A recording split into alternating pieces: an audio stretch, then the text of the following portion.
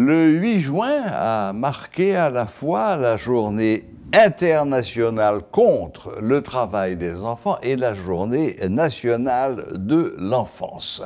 Pour parler de ce grave problème de l'enfance au travail, nous avons avec nous en visioconférence ce soir Madame Fedora Pierre-Louis qui travaille à la fois, elle est directrice à World Vision ainsi qu'à Roche-P qui est une organisation chrétienne de protection de l'enfance. Bonsoir à Madame Pierre-Louis et bienvenue à Metro News.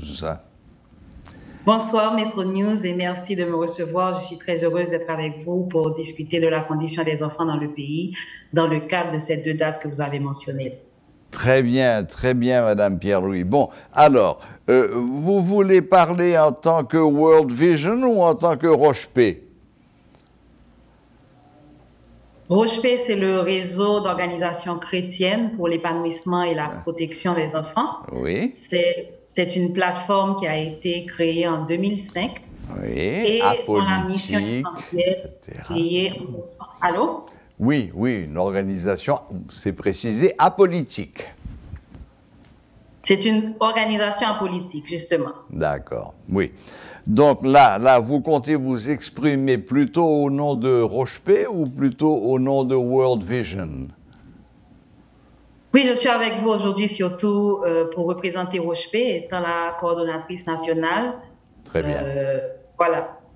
Bon, alors, je dois vous avouer que je n'avais jamais entendu parler de cette organisation. Alors, pouvez-vous en quelques mots nous présenter vos buts et surtout vos actions? Concrètement, qu'est-ce que vous faites pour les enfants d'Haïti?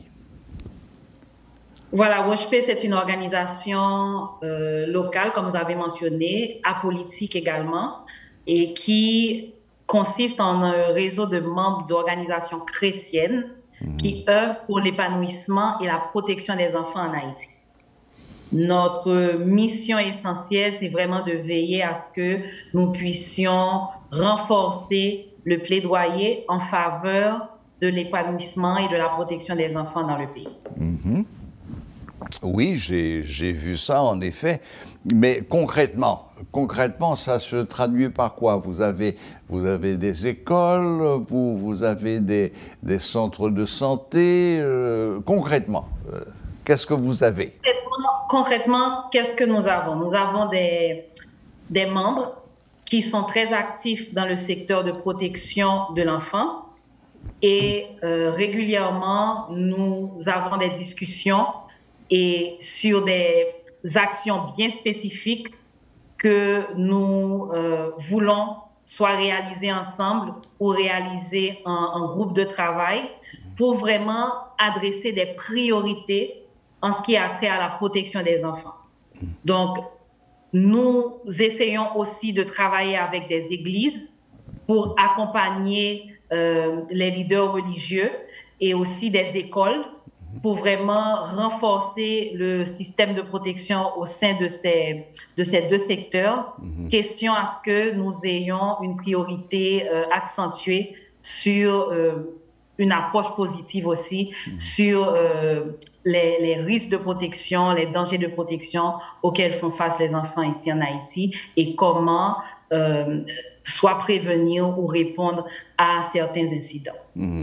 Vous vous occupez d'enfants à partir de quel âge? Au fait, Roche-P ne travaille pas directement avec les enfants. Roche-P travaille avec ses membres. Donc, c'est une organisation de plaidoyer, de défense de droits. C'est une organisation aussi qui recommande et qui conseille, mais nous ne travaillons pas directement avec des enfants. D'accord, très bien. Là, parce que vous avez derrière vous, là, une magnifique photo avec un sourire absolument éblouissant d'une petite jeune fille qui a l'air toute jeune. Mais est-ce que ces organisations s'occupent également des enfants des rues, de ceux qui traînent, des petits vagabonds qui traînent, qui essuient les vitres des voitures ou qui quémandent? Au sein de Roche-P, nous avons des organisations qui travaillent directement avec cette population.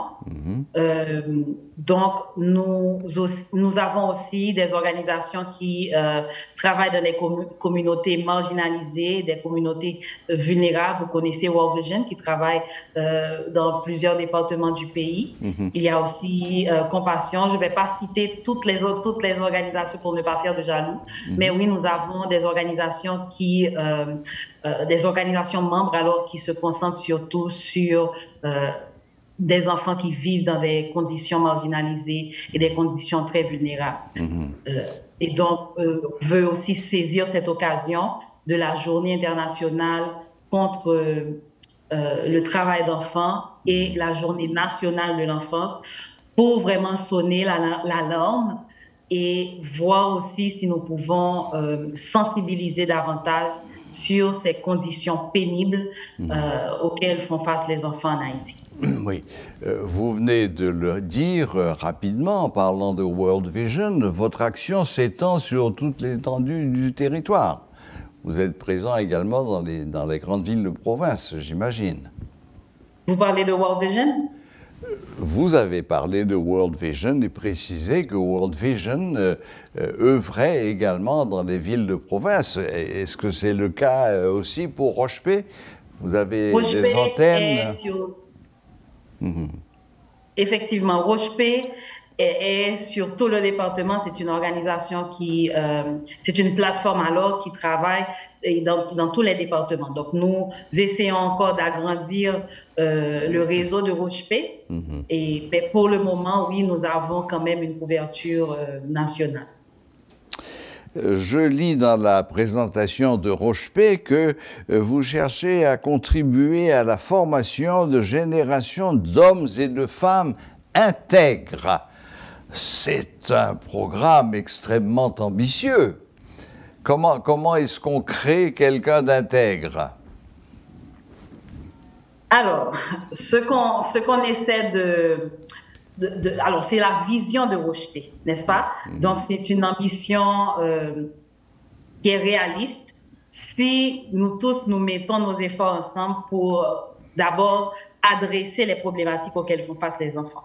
Et donc, nous pensons que si le travail est fait dès l'enfance, nous pouvons arriver à un idéal d'obtenir des adultes intègres, des adultes dignes et responsables, capables d'assurer l'avenir d'un pays. Oui, vu sous cet angle, ça paraît être un travail de titan. La tâche est énorme. C'est pas facile, c'est une tâche énorme, comme vous avez dit. Pour le moment, nous sommes 15 organisations membres et nous essayons d'avoir beaucoup plus de membres au sein de notre plateforme. Et donc, c'est vraiment l'occasion aussi de promouvoir le plan d'action de Roche-P et voir si on peut avoir un peu plus de support et des alliés à se joindre à nous pour arriver à ce résultat, à cet idéal. Vous avez parlé d'organisations chrétiennes. Est-ce que sous le vocable chrétien, vous voulez dire par là catholiques et protestants ou bien uniquement protestants? Chrétien, c'est catholique, c'est protestant. Donc, on est assez large. Très bien, très bien. Oui, parce qu'on sait que les églises protestantes, en particulier les évangélistes, sont extrêmement agressifs et actifs, non seulement en Haïti, mais un peu partout dans le monde. D'accord. Bon, eh bien, écoutez, Madame Pierre-Louis, bon, j'imagine que tout cela doit quand même coûter de l'argent. Comment est-ce que vous vous en sortez sur le plan financier? Là, c'est pas facile. C'est surtout une approche de collecte de fonds qui se fait au sein du réseau. Mais je ne sais pas si on va mettre l'emphase surtout sur les 2 journées que vous avez mentionnées tout à l'heure pour qu'on puisse vraiment profiter de cette opportunité et voir si on peut sensibiliser davantage sur les priorités et les conditions de vie des enfants en Haïti. Waouh, j'avoue que je reste presque sans voix, tant j'imagine que la tâche est immense, vaste, parce que là, nous parlons quand même d'une population de millions d'individus qui sont concernés. C'est exact. C'est exact. Waouh. Bon, ben écoutez, Madame Pierre-Louis, si vous souhaitez dire quelques mots en guise de conclusion, je vous cède volontiers le micro et vous avez quelques instants pour conclure ou lancer un appel, comme vous le souhaitez. Oui, d'abord, rapidement, donner un tableau assez pénible, comme j'ai dit tout à l'heure. La condition des enfants vivant en Haïti est profondément préoccupante et nécessite une action urgente pour faire face aux défis auxquels ils sont confrontés. Malheureusement, comme vous le savez bien, la situation de ces enfants est marquée par une série de problèmes sociopolitiques qui affectent le bien-être de ces enfants et leur développement. Donc, Roche-P veut vraiment renforcer la sensibilisation et informer aussi sur les problèmes auxquels font face les enfants. D'abord, l'accès à l'éducation, qui est une préoccupation majeure. Ensuite, nous avons la malnutrition qui demeure un problème persistant et les services de santé dans les quartiers marginalisés, dans les communautés vulnérables, qui sont souvent insuffisants. Et puis la vulnérabilité des enfants qui se voit exacerbée parce qu'ils sont témoins et certaines fois victimes de violence.